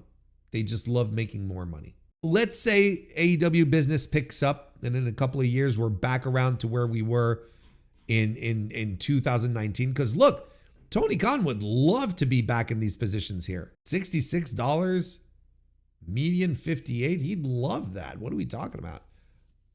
Instead of being under $50 so far in 2025. Of course, he'd love to be back into that position. And if he will take that opportunity if he ever has it. We just can't be naive about it. We're shaking our fist at TKO. Don't get me wrong. This spike is preposterous. That's ridiculous. That is absolutely ridiculous. But as Brandon pointed out in his article, people are still going. And they're complaining that it's expensive. But they're still going to WrestleMania. They're still going to go to the Royal Rumble. They're still going to go to the SmackDown taping when it comes around town. But they'll complain about the price, but they'll still go. I don't know, man. I don't know where they're getting the money from. On Collision this weekend, which again, as we mentioned earlier in the stream, but if you're listening to this on the podcast, you weren't on stream and you missed it. I talked about stuff happening on Collision. Talked about the match between Bandito and Mascara Dorada, which I thought was very good. Not great, but very good. Few things happening on the show. And one of the things that happened was that AEW has announced finally the lineups for the Blood and Guts matches, plural. They're happening this week, right? This upcoming, next week. No, this week. Next week. November 12th. That are happening next week on November 12th. In Greensboro, North Carolina, at the First Horizon Coliseum. And yeah, look, they got the teams ready. They announced the men's teams, or they announced the men's match on Dynamite last Wednesday. And they announced the women's Blood and Guts participants on Collision this past Saturday. Now, I'm going to preface this by saying, I like the Blood and Guts matches. I like me a good War Games match. I don't know. I just like it. They're not all good. In fact, most of them are not. But, you can go back and you can find some. And, more often than not, I'm entertained by them. I think they're pretty good. When they get too cutesy, I get annoyed. But this is where am I going to be annoyed here and whatnot? I don't know. I don't know if I'm going to be annoyed because as it stands right now, like specifically here, it's kind of like what I talked about on the review, on the Dynamite review this week. I am not like hyped for it. I'm not stoked for it. I'm not excited. I don't know. I just don't know where if I'm into it. And I'm probably leaning towards no. I'll tell you why in a second or two. Let's take a look at the participants. Who do we got here in the men's Blood and Guts match? We've got Orange Cassidy, Kyle O'Reilly, Mark Briscoe, Roderick Strong, and Darby Allin versus the Death Riders. Mox, Claudio, Yuta, Garcia, Pac. That's what we got on the men's side. On the women's side, we've got Mercedes Moné, Megan Bayne, Marina Shafir, Tekla, Julia Hart, and Skablu versus Chris Statlander, Tony Storm, Harley Cameron, Jamie Hayter, Queen Aminata, and Willow Nightingale. So, my main principal quibble with all of this is that, like I mentioned on the Dynamite review, neither of these matches feel earned. Like, I don't feel like either Blood and Guts match here is, this big collision between feuding parties that it went so far and there's no way to settle their differences. And the only way we can do this in blood and guts. I'm not particularly interested in these things here, in either of these setups. The conglomeration, God bless them. A lot of wrestlers I like associated with the conglomeration. In fact, all of them, to think of it, they're all mid-carders. They're all just like mid-card people, and most of them can't pick up any wins when they're on TV. Roderick Strong is always losing. Kyle O'Reilly, right up until he started, in his little series with Jon Moxley, he'd be taking L's all the time. How many times does Orange Cassidy won since he's returned in singles matches? So on and so forth. Mark Briscoe, that's part of his personality, can't win the big one. So they are not in a position where I feel like they can go in and, kick some heads in and crush some people and have an actual chance to win here. I sort of shrug. I go, well,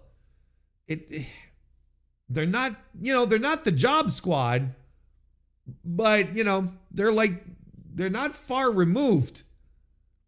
They're like twice removed. That's pretty much it. And the Death Riders, well, I mean, maybe outside of Darby Allin, right? I think Darby Allin, in case we're clear here, because I was talking about the conglomeration, there's Darby Allin, who is the only exception here. But then again, Darby Allin, not necessarily known for winning all that often either. He's not a guy who walks around with this incredible win-loss record.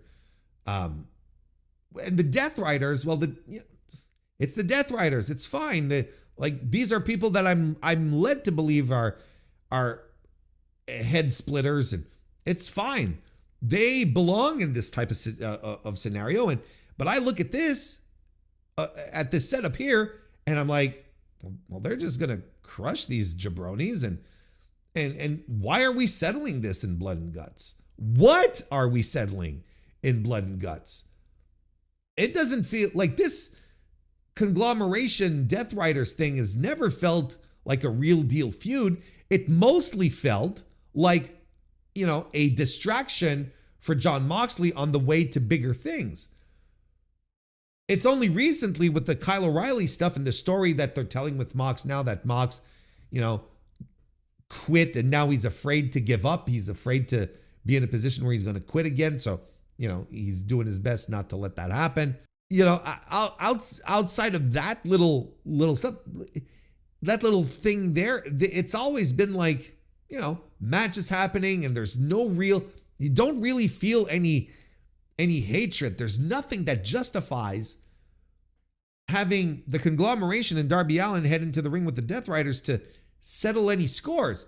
And I thought this score between Mox and Darby was pretty much settled and done at the pay-per-view, at the Wrestle Dream, when he was fucking being drowned, Darby Allin was.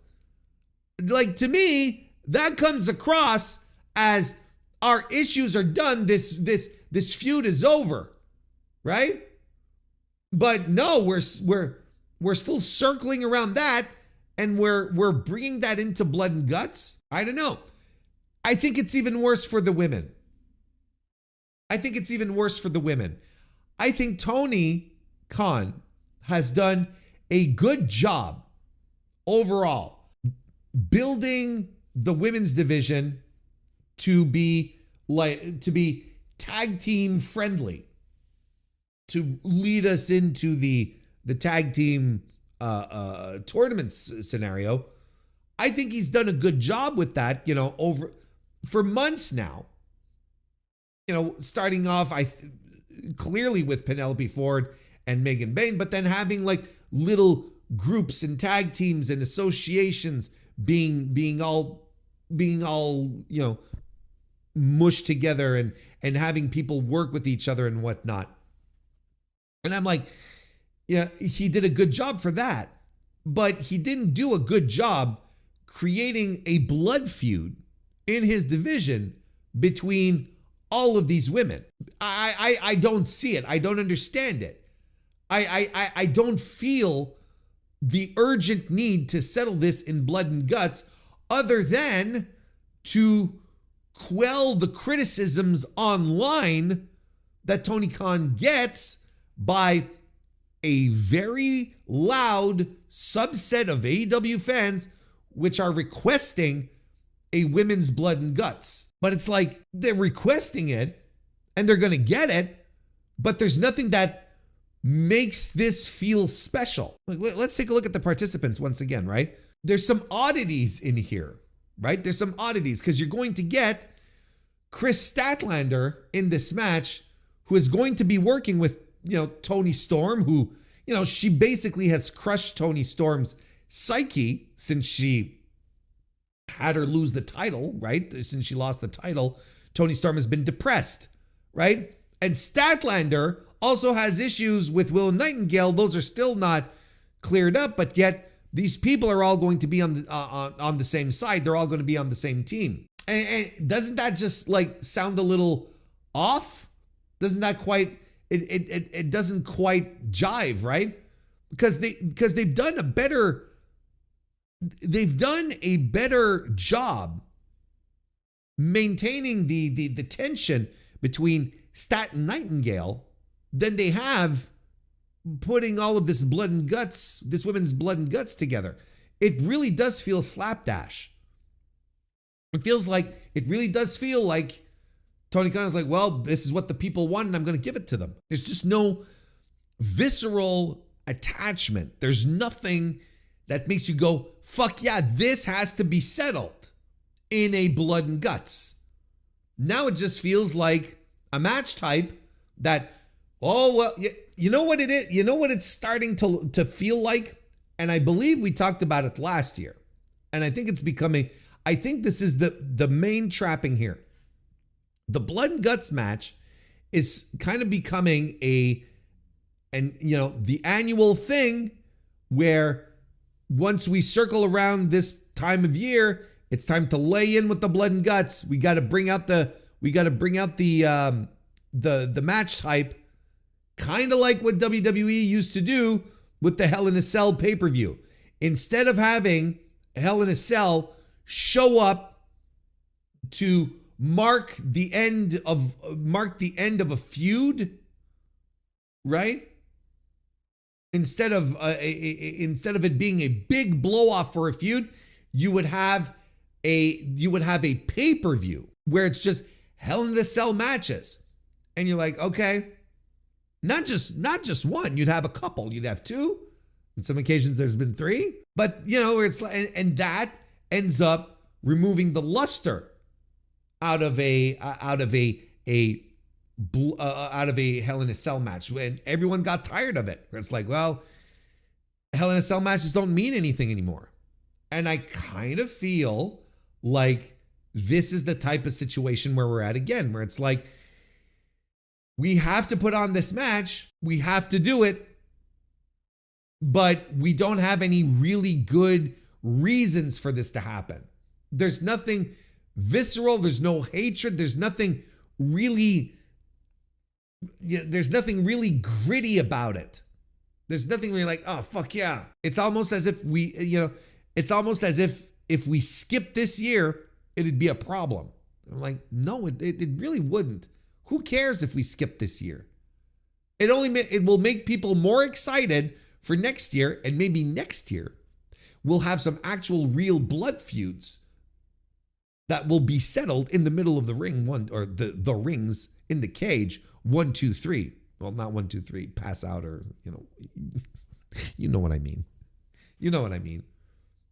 Because I think like last year, like the past few years, the blood and guts matches, they were in spring, right? Now we're in the fall. Which still adds to the credence where it's like, you really could have skipped it. You really could have skipped over this.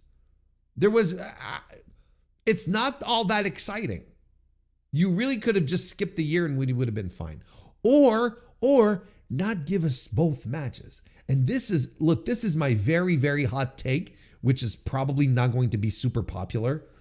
But We don't need 2 blood and guts matches in one night. We really don't. And I think it's going to exhaust the people that are there. Look, they're even making the blood and guts show 2.5 hours because they know to squeeze both of these matches in, they're going to need a little extra time. This is not something you can do, on a 2-hour show. You're going to start with one, you're going to finish with the other, and you need some time to breathe between the two, because if you do them back to back, it's going to be a disaster.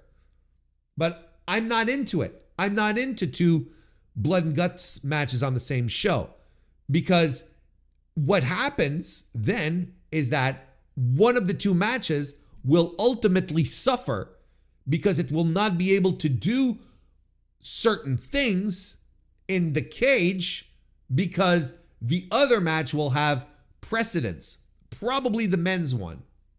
It will probably have precedence over the women's match in doing stuff. So there's a potential there. There's a potential there for the women's match to come across as second rate, because most likely all of the big spots are going to be reserved for Darby and, whoever the fuck is going to be ready, and willing to throw themselves off the cage and such. And they're not going to do these big crazy spots in the first match so that you're like, oh, well, we've seen everything in this match. And then you're not impressed when you see the second one. It's kind of like the Royal Rumble now in WWE. Now that you have 2 Royal Rumbles, there's always one.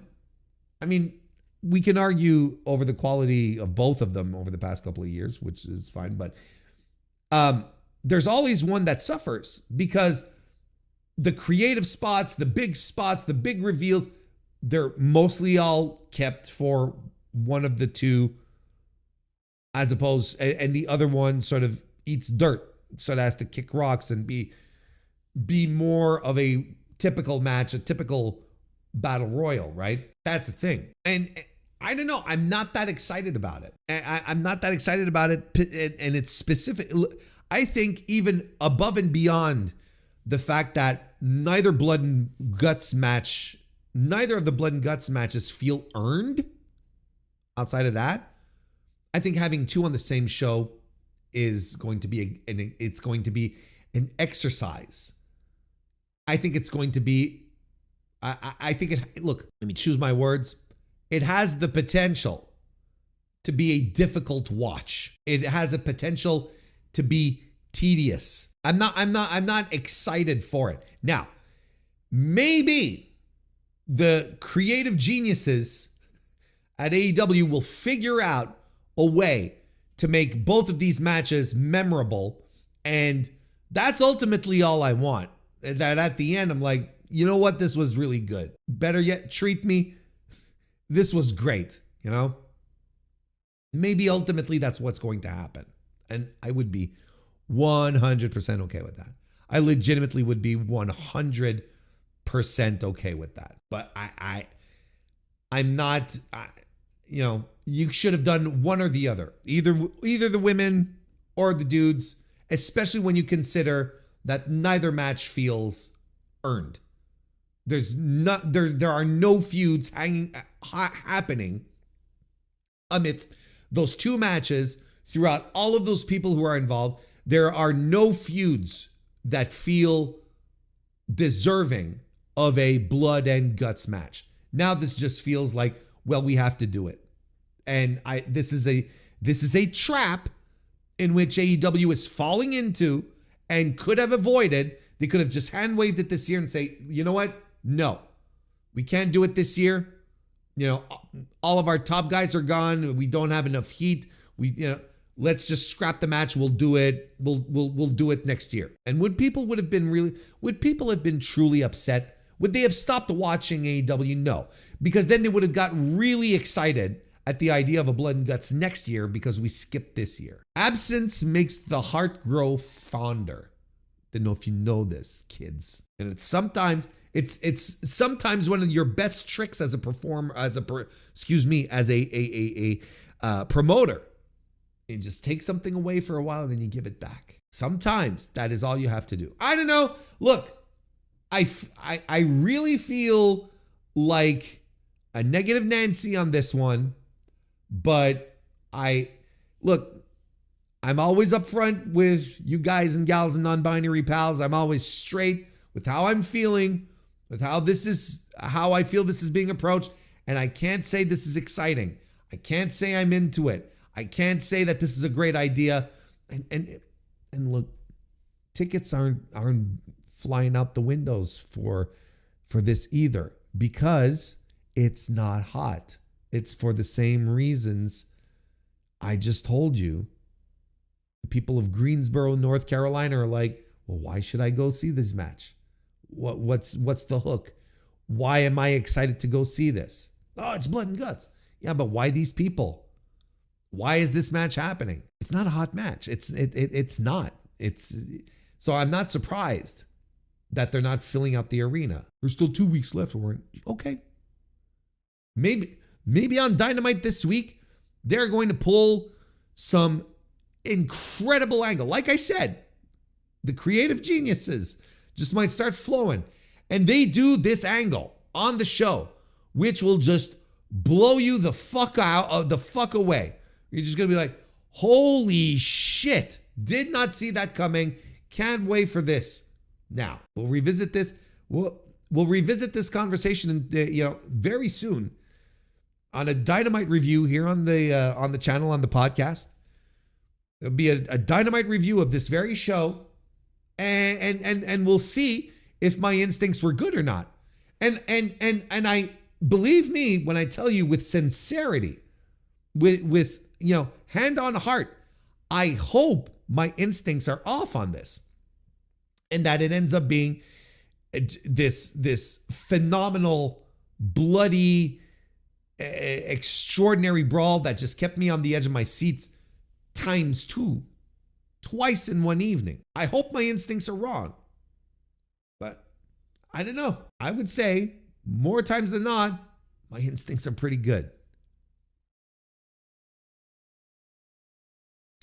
I don't know, Warren, unlike women's four ways, actually, AEW actually has a proud, storied tradition of kick-ass women's hardcore matches. You are absolutely right. That I am 100% behind you. Like the women in AEW, when you give them access to, shit to maim each other with, they usually deliver. Their ergo, why the hell isn't the Queen of Plunder Anna Jay in this match? Right? Right. The women's match feels like it would make more sense over the men's. I don't know. I think they're on equal footing. There's the same amount of hate and heat. Like blood and guts should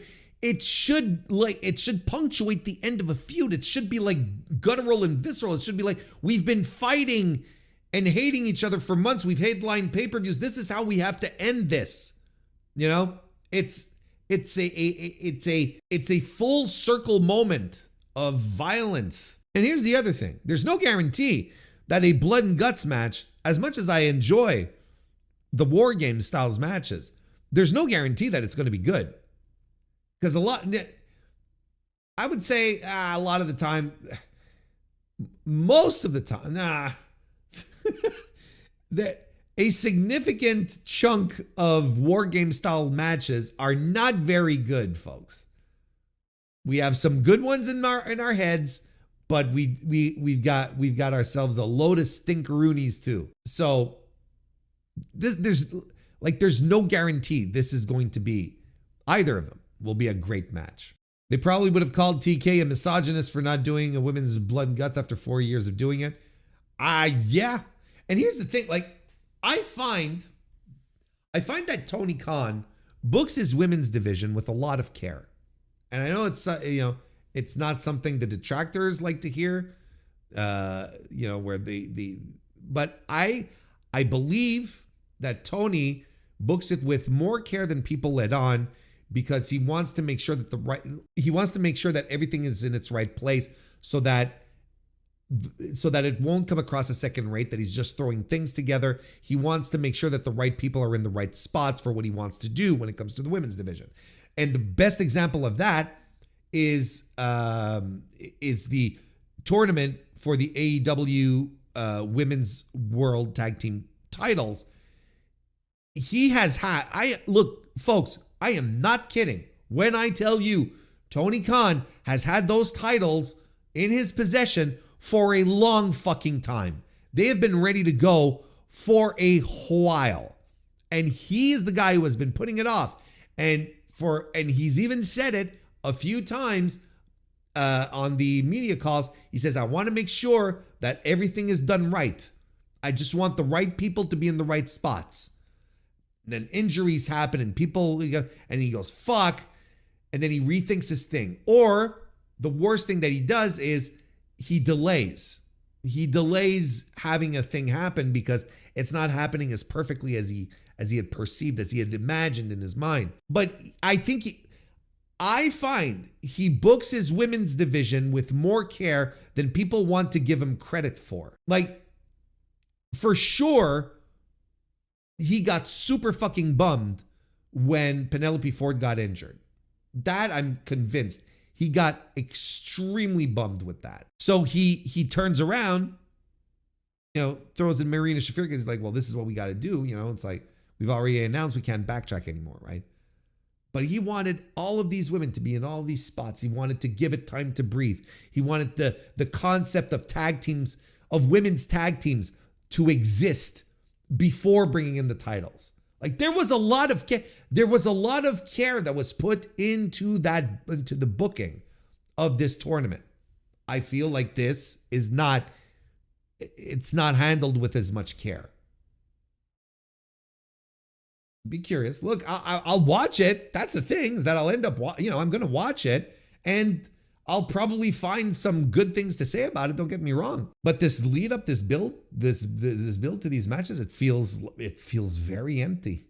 It feels very contrived to a degree, and I'm not into it. I don't feel excited about it. I don't feel like I'm not into it. And again, I'm a guy who likes the blood and guts. I enjoy it. I enjoy it a lot. So we'll see.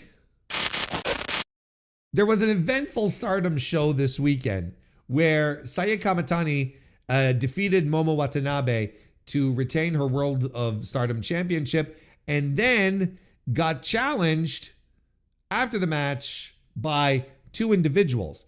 Let's read this article here over at Post Wrestling, made available to us from the friend John Pollock. Shuri issued a challenge to end Stardom's Crimson Nightmare event, which was the show this weekend, to set up a major title match for Wrestle Kingdom 20. Saya Kamitani retained the World of Stardom Championship and Strong Women's Championship against Momo Watanabe in the main event of Monday's card at Ota Ward City Gym. After she was confronted by Shuri, who had wrestled earlier in the evening, the challenge was made for January 4 for a double title match at the Tokyo Dome, with Kamitani defending the Strong Women's title and Shuri defending the IWGP Women's title. Shuri recently won the IWGP Women's title at King of Pro Wrestling from Suri and has yet to defend the belt. The two have wrestled twice, with Shuri beating Kamitani in July 2021 in the 5-Star Grand Prix and wrestling to a draw later that year. Now, before Wrestle Kingdom, and here's the other thing, before Shuri came out, there was another person who came out to challenge Kamitani. Let's read about it. Before Wrestle Kingdom, Kamitani will defend the World of Stardom title against Saori Anou at Dream Queendom on December 29 at the Ryogoku Kokugan at the promotion's annual year-end show. Oh, and Starlight Kid lost the Wonder of Stardom Championship to Konami. We've got ourselves some stuff to talk about here. Let's go in chronological order here as far as defenses go. Saori Anou stepping up to challenge Kamitani at Queendom this year is kind of takes me by surprise in one hand, but on the other hand, it doesn't, because I think she's more than ready for this spot. And I think Anou is one of the best wrestlers that Stardom has on their roster. And I was like, isn't that interesting? So I was like, okay, SLK drops her belt. She drops the Wonder of Stardom belt. And I'm like, is she losing up? and then I'm like, Kamitani versus Starlight Kid at Queendom. That could get me going. That's something that I'm like, I'm into that. Two big stars. Let's do it. I'm into it. But no, they're going down this route instead. They're going down this route with Anu stepping up to the plate in this big opportunity, right? And at first I thought it was curious, but then I'm like, look, this is a promotion right now, firing on all cylinders, doing everything right, or at least some of it. We'll get to that in a second. Doing a lot of things right now at that. And why not then turn around and give Saori Anu her spot, her chance to be at the top of the promotion, and maybe, whatever happens, create another top star, because I think Saori Anu has the juice. I think she has the thing to make her come across as a big time champion. I think she can be up there with the best that Stardom has to offer. I really do. Because look, this is a company who took a chance on Kamitani, a couple of months ago, about a year ago, right? They took a chance on Kamitani, and boy, oh boy, has this gamble fucking paid off for them. So why not, can we strike magic? Can magic strike twice? Can lightning strike twice? Can we do magic again? Whatever. Pick your convoluted analogy that I've just massacred. And you're like, you know what? I'm into this. I'm into seeing what a Saori Anu top tier main event spot might look like. And because then it's like, then I get to questioning myself, well, if not her, who, right? And then you remember, there's no more Mayus, there's no more Tom Nakanos, there's, everyone's gone. So it's like, okay, well, this is what you got to do. This is the kind of shit that I want New Japan to do. Okay?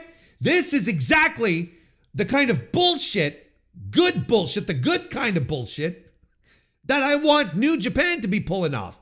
Instead of trying to have it both ways, with keeping the old guys on top and, having the younger upcomers sort of mess around on the mid card.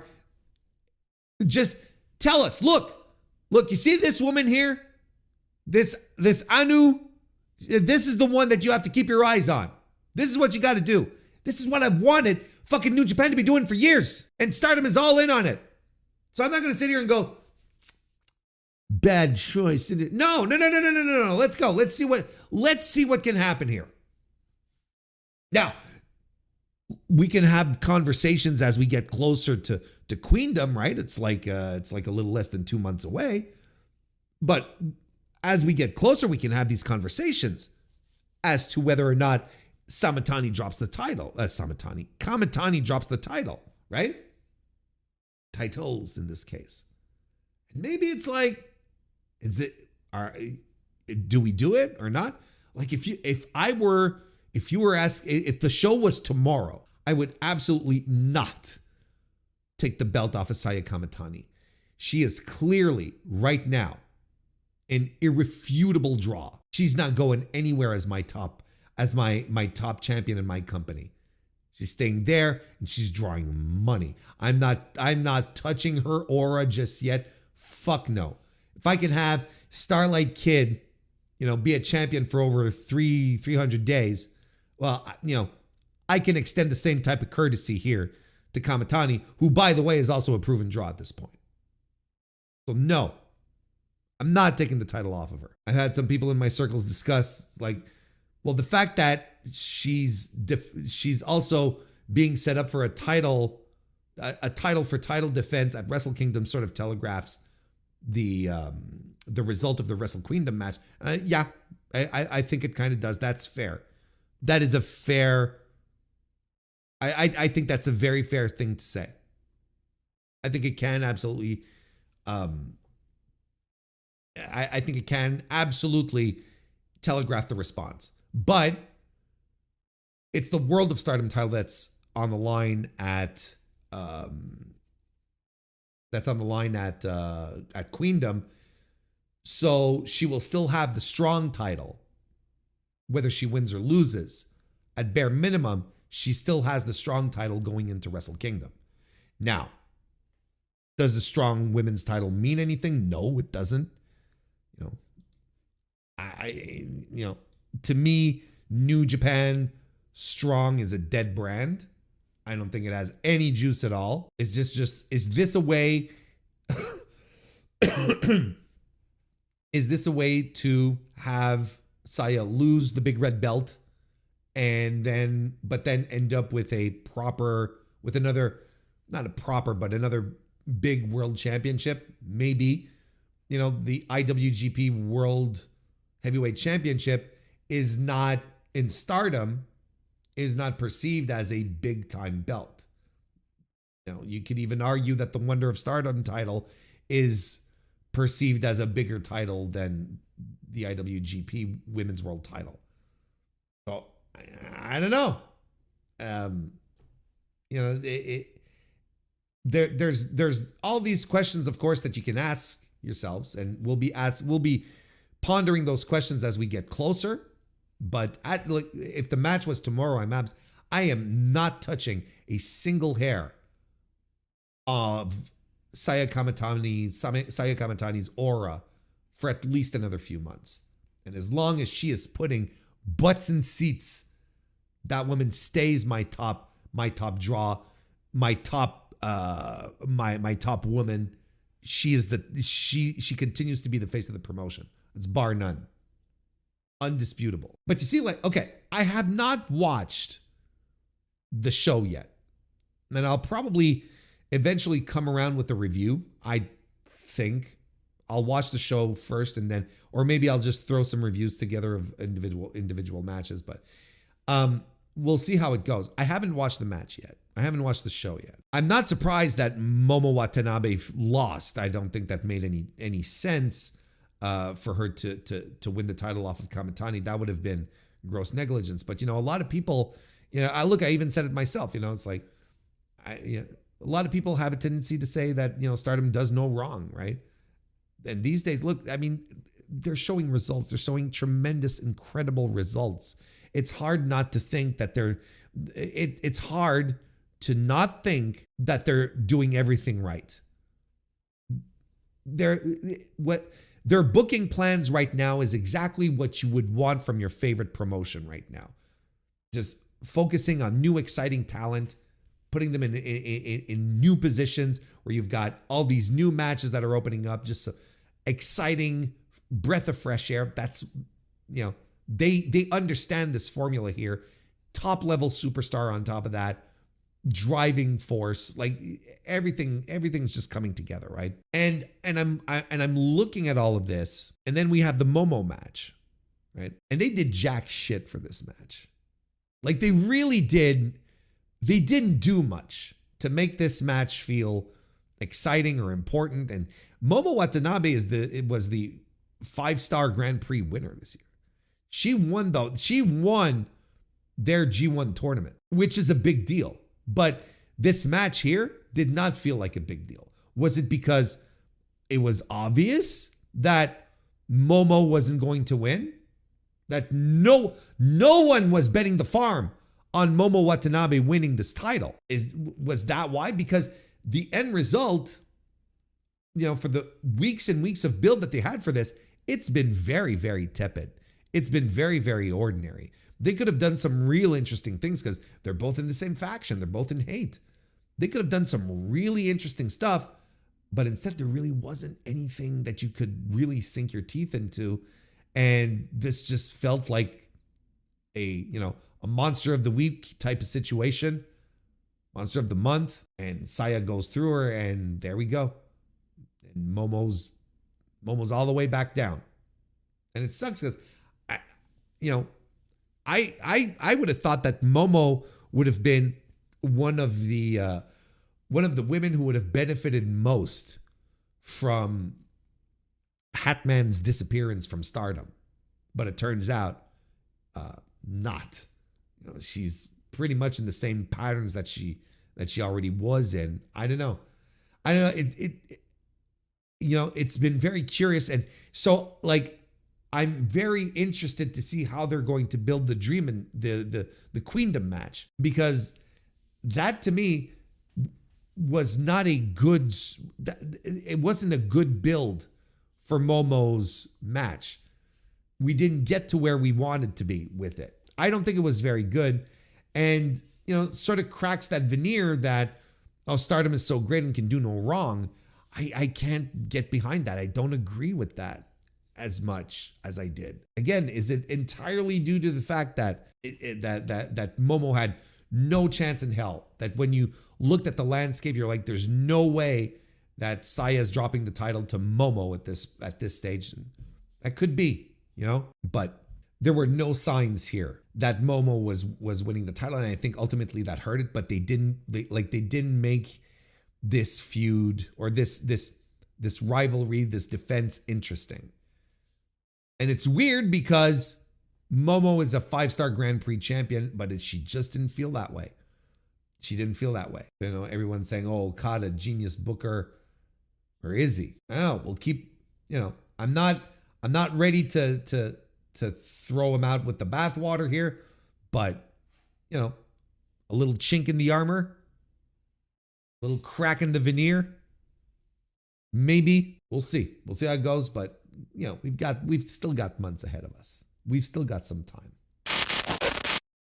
And that about does it for another edition of the Mr. Warren Hayes Show on this old podcast thing. So thank you very much for listening and joining me this week once again. Again, if you wouldn't mind leaving a like on YouTube or a 5-star review on Apple Podcasts or a 5-star rating on Spotify, those things would be tremendous and I would appreciate it a great deal. I will be back tomorrow with the Dynamite review. And in all likelihood, a Thursday night stream as well. Hopefully the news is going to start picking up a little more, but you know, we'll manage. We'll find something to talk about.